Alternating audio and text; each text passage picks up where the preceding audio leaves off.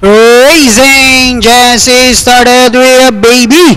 Galore break quick little start flag ceremony. Zari outside, please blow by comes next, then followed now by no matter what. Lirpa's choice rushing a body outside is Mahilig. Azarenka comes next and going along for the first turn with the quick is striding baby. Galore on its favorite position as the pace setter, enjoying a 4 lengths lead.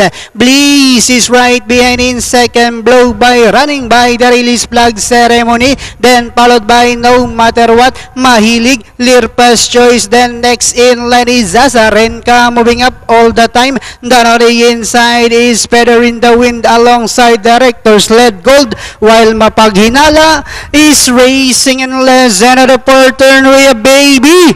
Galore enjoying a 4 lengths lead. Blow by now trying to get closer in second, flag ceremony. Bliss then followed now by 3A Mahilig. And they are now entering the home stretch with a baby. Galore is still in control, leads by about 2 lengths. And in second, blow by flag ceremony comes next. Mahilig with about 150 meters more to run with a baby. Galore by about 3 lengths. And in second, blow by moving up now on the outside is Lirpa's choice. Baby Galore, Lirpa's choice is on the outside. And finally, baby Galore, Lirpa's choice, blow by.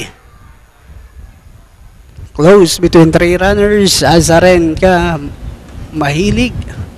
Alright, banderang tapos. Numero 1, Baby Galore, ridden by Marlon Pilaloma. Masisigondo yung 5, Lirpa's Choice. Then 12, Blow by. 1, 5, 12, unofficial placings. Panoorin natin replay nitong race number 3.